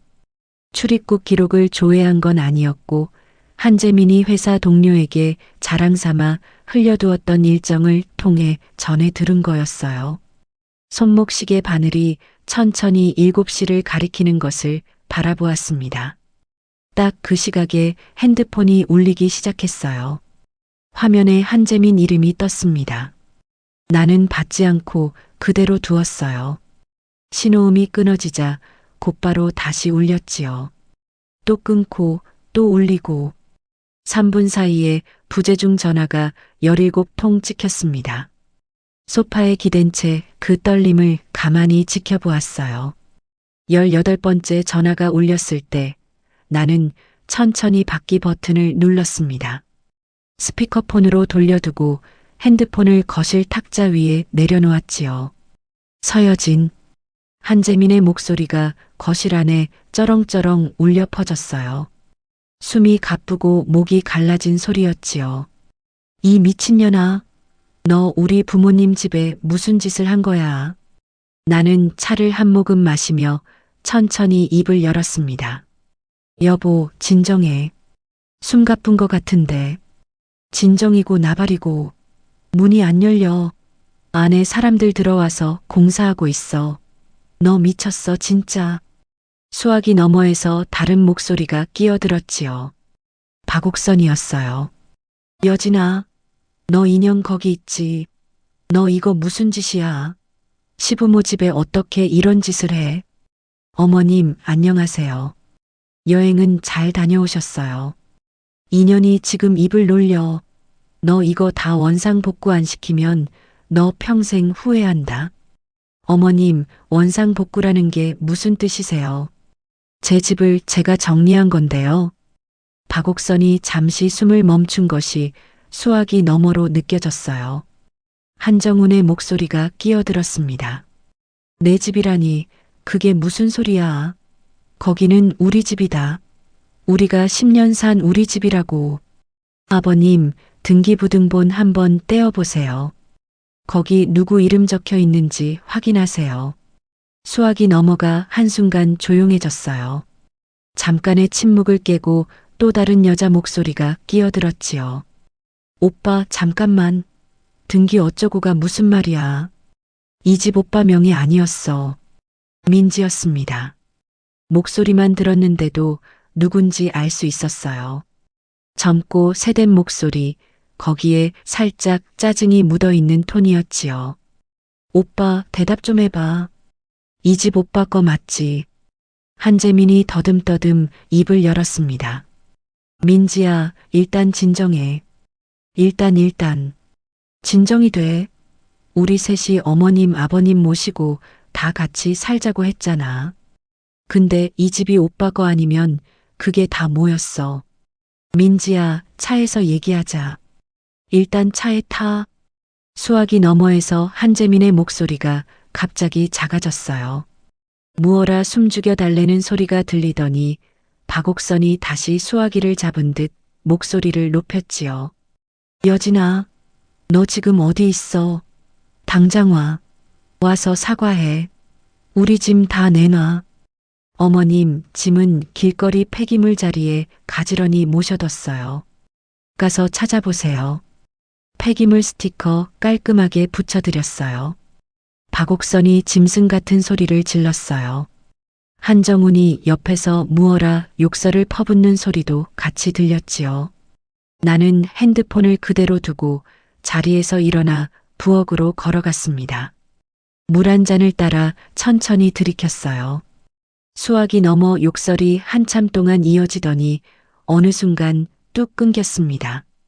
화면을 보니 통화가 끊어진 게 아니라 한재민이 전화를 끊은 거였어요. 나는 핸드폰을 손에 들고 짧게 한숨을 내쉬었지요. 30분쯤 흘렀을까요?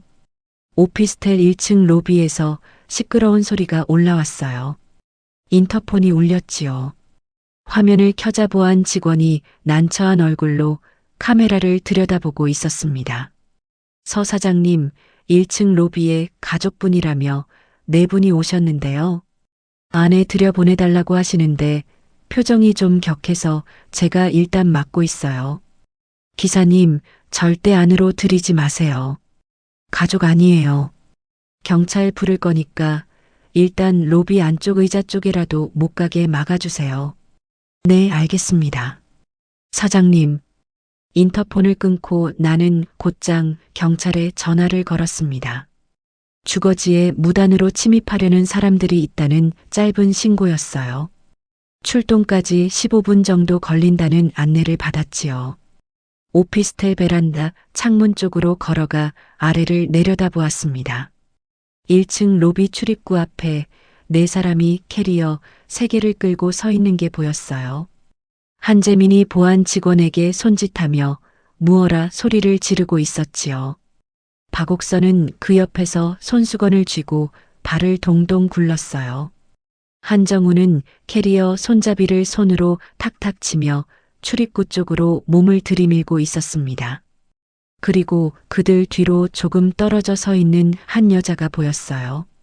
머리는 노란빛이 도는 갈색, 옅은 분홍색 원피스에 큰 선글라스를 머리 위에 올리고 있었지요.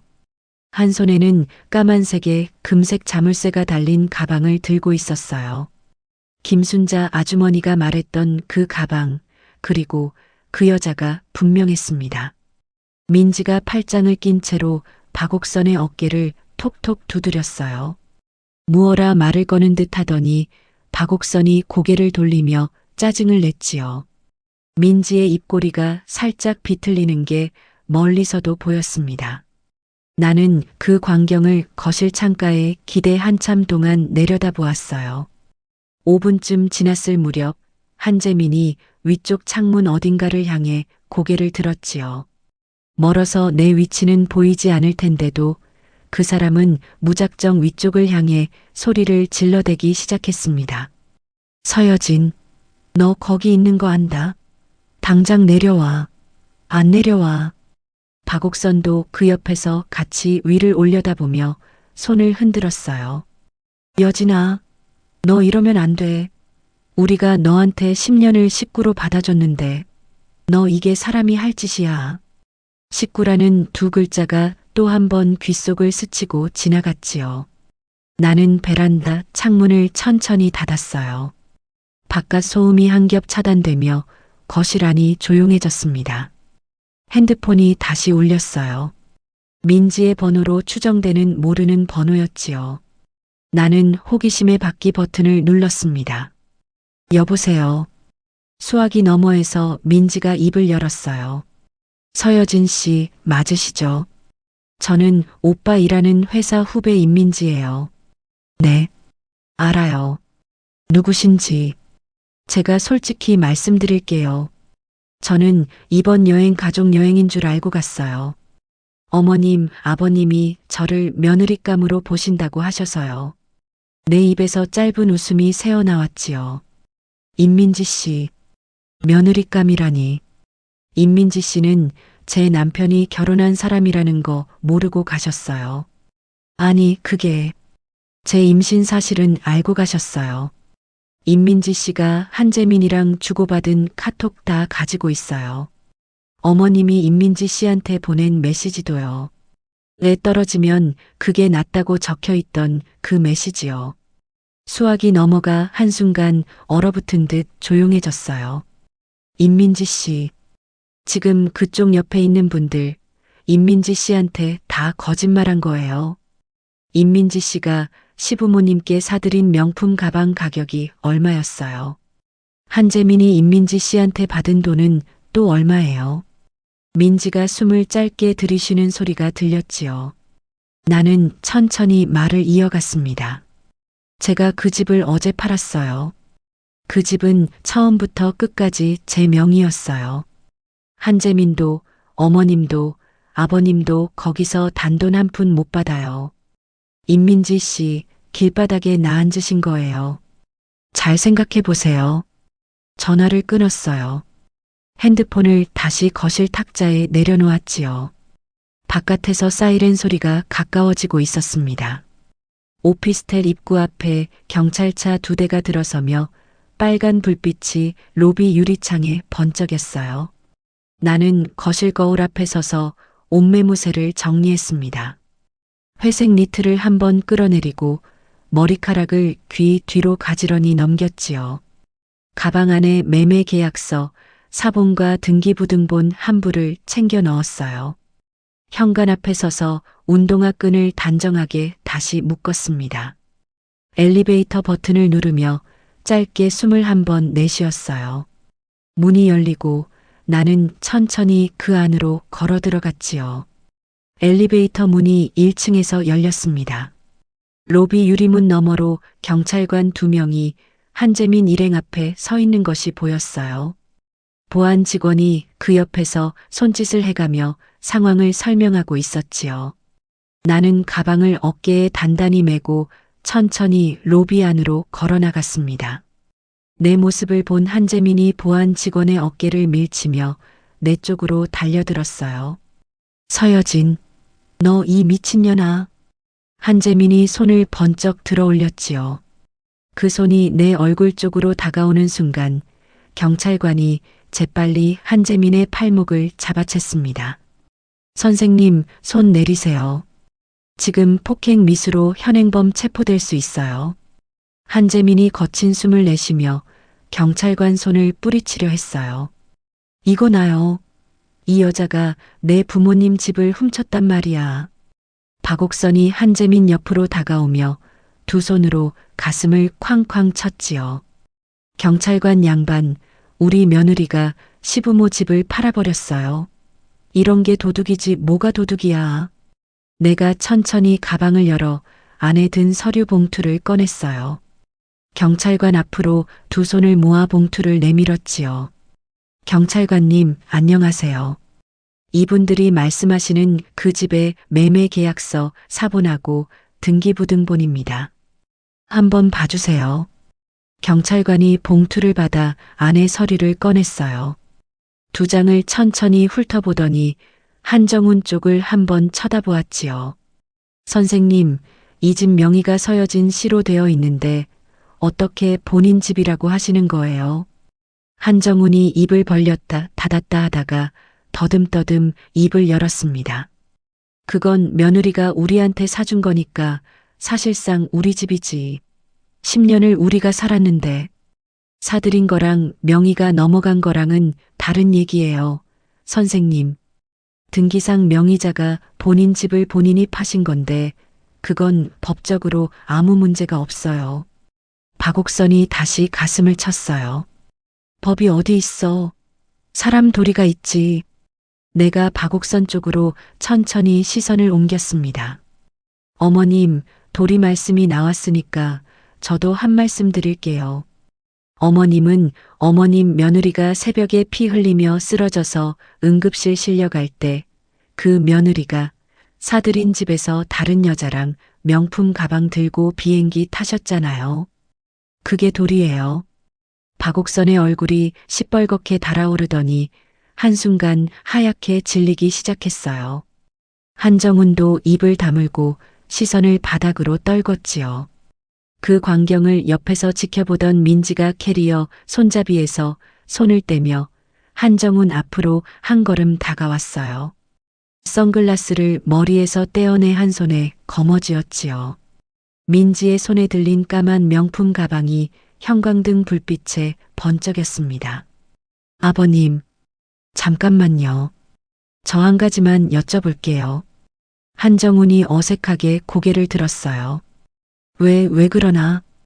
이 집 진짜 어머님 아버님 명의 아니었어요. 오빠 명의도 아니고. 그게 민지가 한재민 쪽으로 휙 고개를 돌렸어요. 오빠, 한재민, 너 나한테 뭐라 그랬어? 부모님 집이 너희 집안 거라 그랬지. 결혼하면 부모님이랑 같이 살 거고 나중에 너 명의로 넘어올 거라 그랬지. 한재민이 민지의 팔을 잡으려 했지요. 민지야, 일단 진정하고 차에서 얘기하자. 응? 진정하긴 뭘 진정해. 오빠 지금 나 거지로 만들었어. 내가 어머님한테 사들인 가방값이 얼마야? 비행기 표값에 호텔비에. 다 합치면 3천 가까이 나와. 민지가 손에 들고 있던 명품 가방을 박옥선 앞으로 내던졌어요. 까만 가방이 로비 대리석 바닥 위에 쿵 하고 떨어졌지요. 어머님, 이거 도로 가져가세요. 저 어머님 며느리 안 할 거예요. 빈껍데기 집안에 며느리로 들어가서 뭐해요. 박옥선이 바닥에 떨어진 가방을 떨리는 손으로 집어 올렸어요. 민지야, 그건 네가 나한테 선물한 거잖아. 어떻게 도로 달라고 그러니? 선물은 무슨 선물이에요?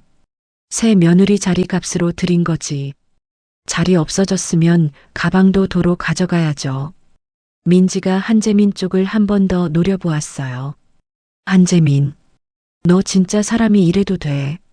너네 부모님 집이 처음부터 내 아내 거였다는 얘기를 결혼 2달 전에야 듣는 게 말이 돼. 한재민이 손을 뻗어 민지의 손목을 잡으려 했지요. 민지야, 미안해. 내가 다 설명할 수 있어. 일단 차에서 민지가 그 손을 매몰차게 뿌리치며 한재민의 정강이를 구두 끝으로 한번 걷어찼습니다. 한재민이 흐억 소리를 내며 한쪽 무릎을 꿇었지요. 민지가 그 위에 서서 차갑게 내려다보았어요. 한재민, 너 같은 사기꾼이랑 인생 엮일 뻔한 거 생각하니까 소름 끼친다. 너네 어머님 아버님이랑 같이 망해라. 민지가 자기 캐리어 손잡이를 잡아 끌고 로비 출입구 쪽으로 또각또각 걸어 나갔지요. 유리문이 닫히고 민지가 택시 한 대를 잡아타는 모습이 보였습니다. 택시 문이 쾅 닫히고 차가 떠나는 그 순간까지 한재민은 무릎을 꿇은 자세로 멍하니 그 자리를 바라보고만 있었어요. 박옥선이 그제야 한재민에게 달려들며 어깨를 흔들었습니다. 재민아, 재민아, 전현 잡아야지. 전현이 명품 가방값 우리한테 도로 받겠다잖아.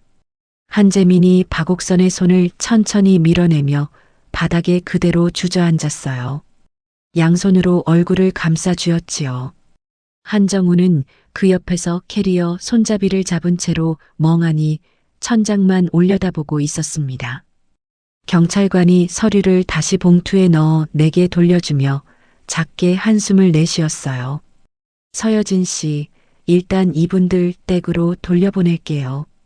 만약 또 찾아와서 행패 부리시면 그땐 접근금지 신청 도와드릴게요. 네, 경찰관님. 부탁드려요. 그리고요, 이분들이 폐기물 자리에 쌓인 짐 가져가시는 건 막지 말아주세요. 어차피 다 그분들 물건이니까요. 경찰관이 한정훈 쪽을 향해 천천히 입을 열었습니다. 선생님, 여기는 서여진 씨가 살고 계신 집이에요. 더 이상 여기 머무르시면 주거침입으로 처벌받으세요. 짐 챙겨서 나가주세요. 한정훈이 어리 빠진 표정으로 경찰관을 올려다보았어요. 경찰관 양반, 우리는 지금 갈 데가 없어요. 집이 사라졌는데 어디로 가요? 그건 가족끼리 의논하실 일이에요, 선생님. 일단 이 자리에서 나가주셔야 해요. 박옥선이 바닥에 주저앉은 한재민의 등을 흔들며 흐느꼈지요. 재민아, 일어나. 재민아, 우리 어디로 가니? 우리 진짜 어디로 가니? 한재민이 양손에 묶고 있던 얼굴을 천천히 들었어요. 며칠 사이에 10년은 늙어 보이는 얼굴이었지요. 입가에 갈색 수염이 거뭇거뭇하게 올라와 있었고 두 눈은 충혈된 채 퉁퉁 부어 있었습니다. 한재민이 천천히 내 쪽으로 시선을 옮겼어요. 여진아. 목소리가 잠겨 있었지요. 여보, 우리 얘기 좀 해. 응. 한재민. 우리는 더 이상 할 얘기 없어. 변호사 통해서 만나. 여보, 내가 잘못했어. 진짜 잘못했어. 한 번만. 내가 한재민 앞에 한 걸음 다가갔지요. 허리를 살짝 굽혀 한재민의 눈을 똑바로 들여다보았습니다.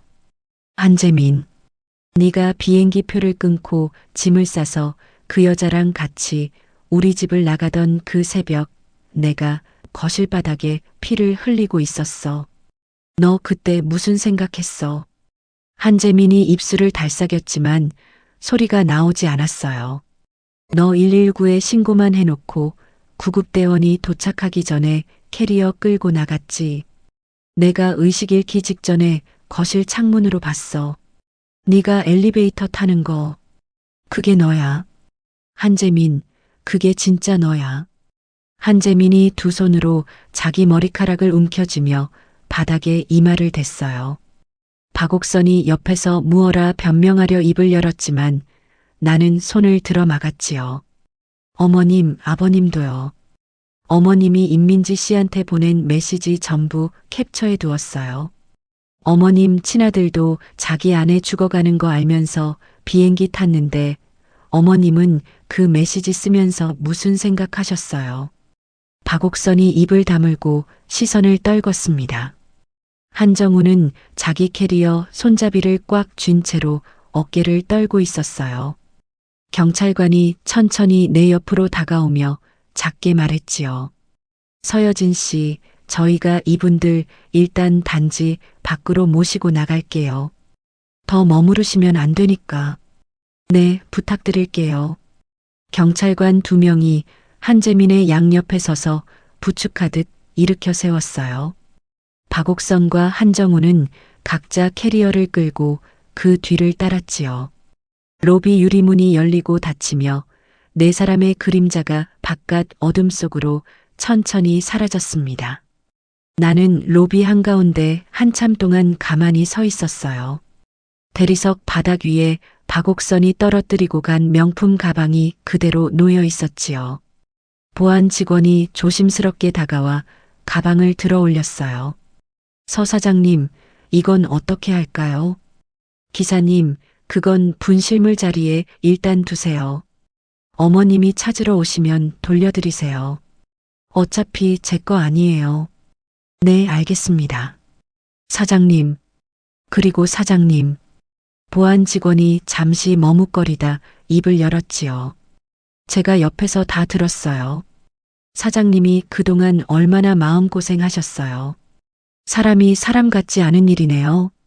기사님, 들어주셔서 고마워요. 오늘 같이 와주신 거 평생 안 잊을게요. 엘리베이터 버튼을 누르고 안으로 걸어 들어갔어요. 거울에 비친 내 얼굴은 며칠 전과는 다르게 어딘가 단단해져 있었지요. 입술색은 여전히 옅었지만 두 눈에 어렴풋이 들어찬 빛이 한결 또렷했습니다. 오피스텔 안으로 들어가 현관문을 닫았어요. 거실 탁자 위에 가방을 내려놓고 소파에 천천히 앉았지요. 가방 안에 들어있던 매매 계약서, 사본을 다시 꺼내 한 번 더 손가락으로 쓸어보았어요.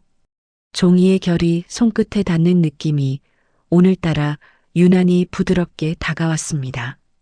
핸드폰이 짧게 울렸어요. 박상철이 보낸 문자였지요. 사장님, 등기 이전 마무리됐어요. 오늘 정말 수고하셨어요. 나는 화면을 한참 들여다보다가 핸드폰을 탁자 위에 다시 내려놓았습니다.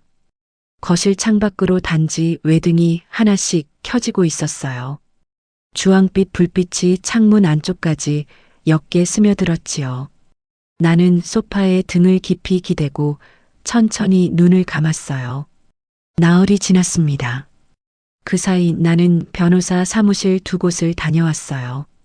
이혼 소장과 위자료 청구 서류를 차곡차곡 준비했지요. 한재민 앞으로 보내는 소장에는 외도와 유기, 그리고 정신적 학대에 관한 내용이 빼곡히 들어갔습니다. 민지 앞으로 가는 서류에는 부부관계를 파탄낸 책임을 묻는 내용을 담았어요. 서류 작업을 마치고 오피스텔로 돌아온 그날 밤, 비가 세차게 쏟아지기 시작했어요. 창밖으로 빗방울이 유리창을 두드리는 소리가 거실 안가득 울려 퍼졌지요. 나는 따뜻한 차 한 잔을 끓여들고 소파에 앉았습니다. 밤 10시쯤 인터폰이 울렸어요.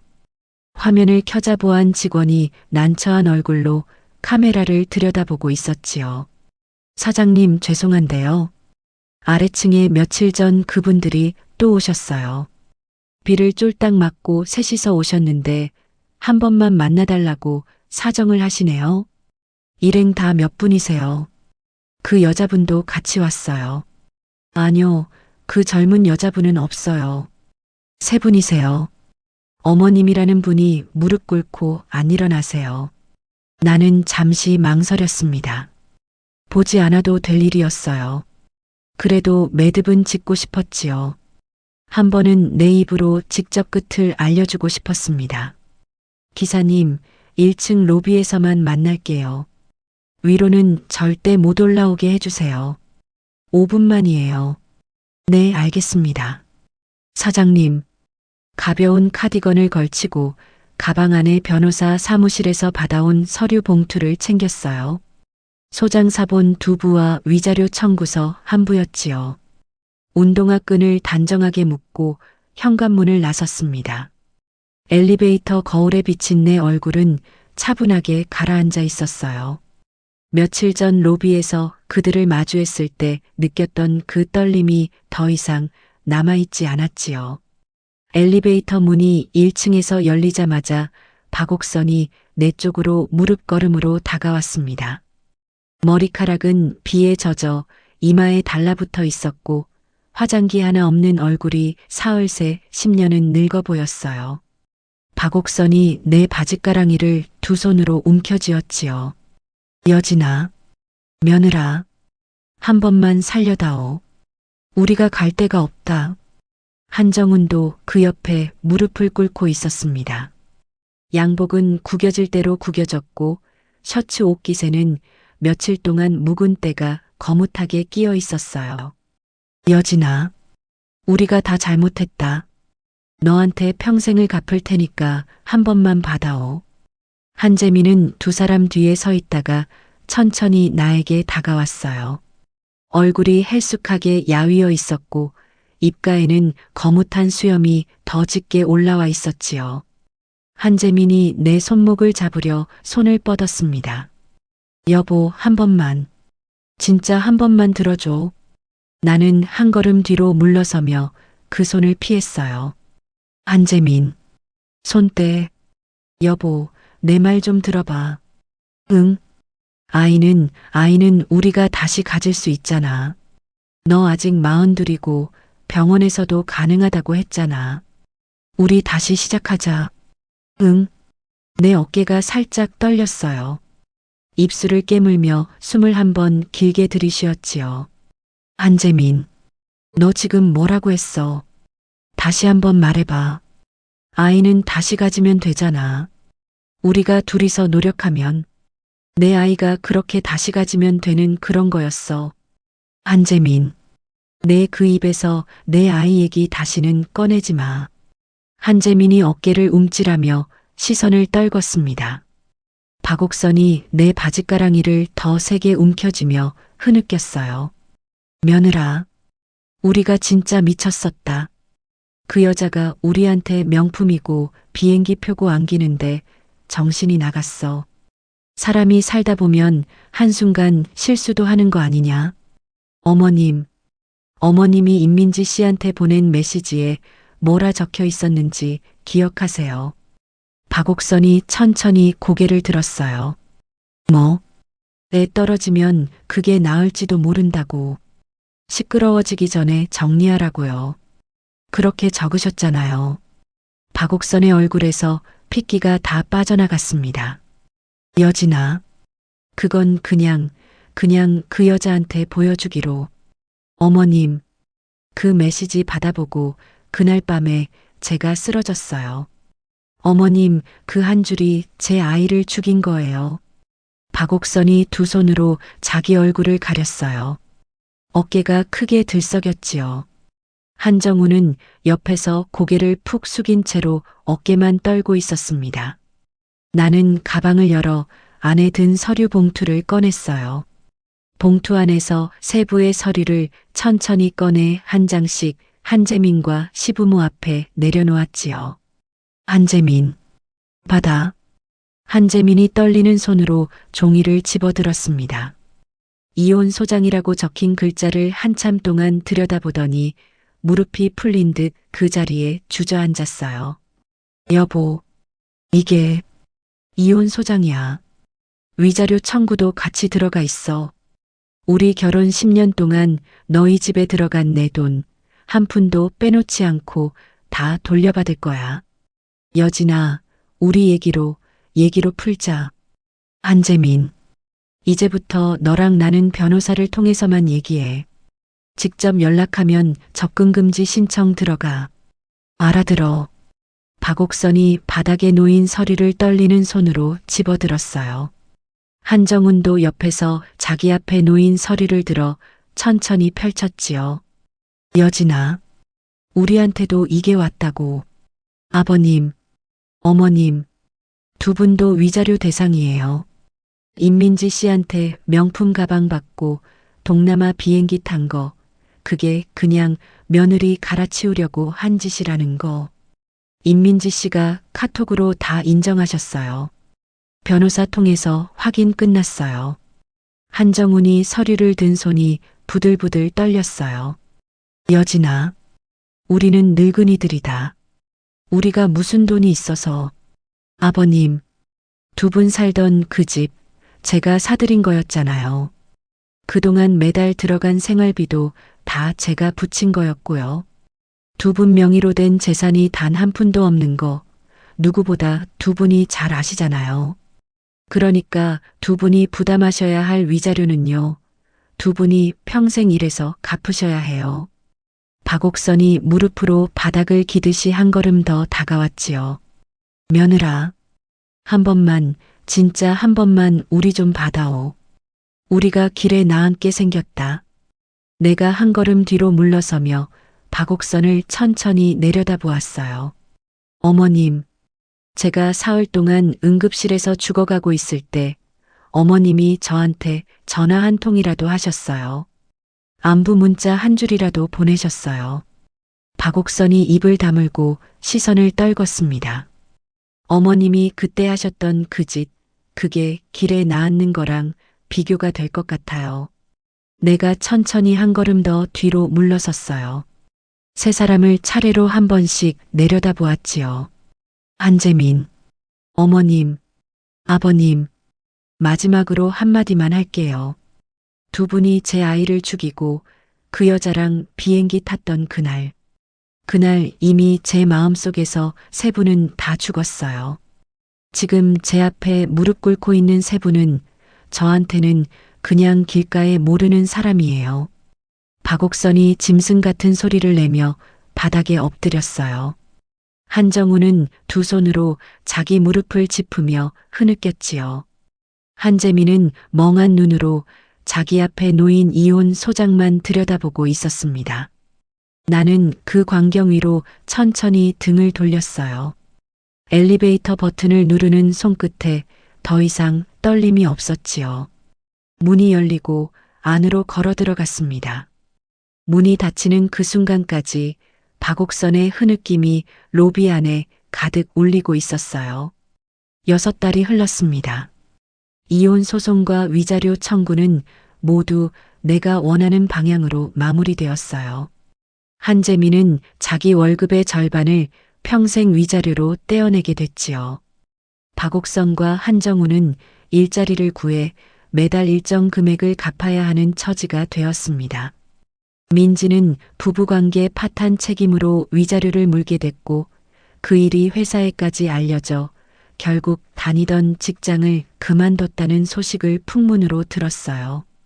나는 살던 오피스텔과 한재민과 함께 살던 그 아파트를 모두 정리했지요.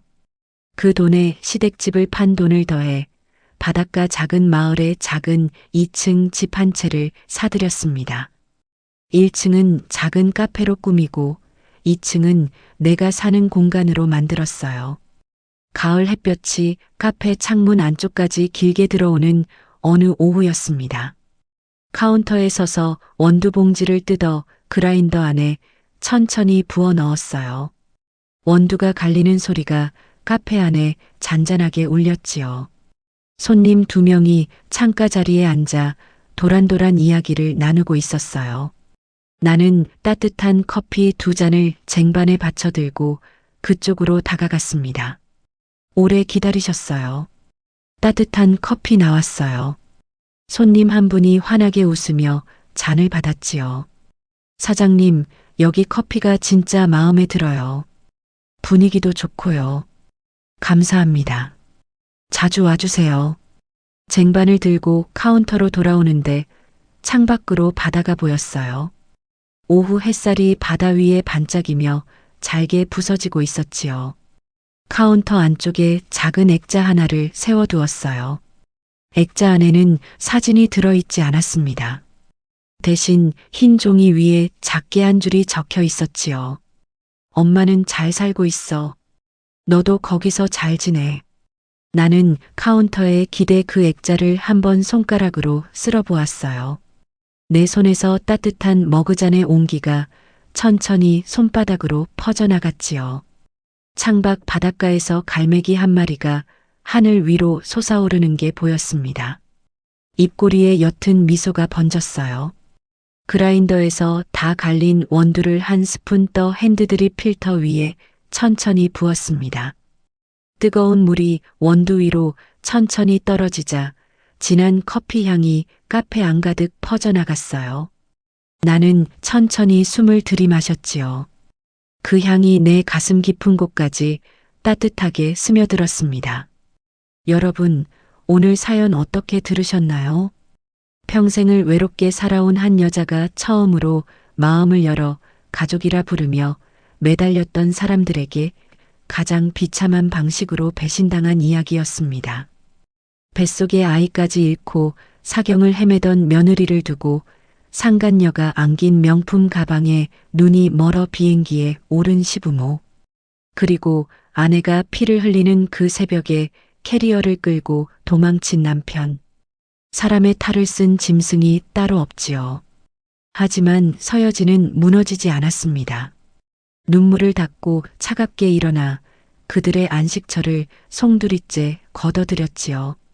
제가 가장 마음에 남는 장면은 텅 빈 시댁 거실에 무릎을 꿇고 떠나보낸 아이에게 조용히 말을 건네던 그 모습이었습니다. 세상에는 피를 나눴다고 다 가족이 아니고 혼인신고를 했다고 다 부부가 아니지요. 진짜 가족은 내가 쓰러져 있을 때 말없이 옆에 앉아 손을 잡아주는 사람입니다. 여러분 곁에는 그런 사람이 있으신가요? 오늘 하루 그분에게 따뜻한 말 한마디 건네 보시는 건 어떨까요? 이야기를 끝까지 들어주신 분이 계시다면 잘 들었다고 댓글 하나만 남겨주세요. 감사합니다.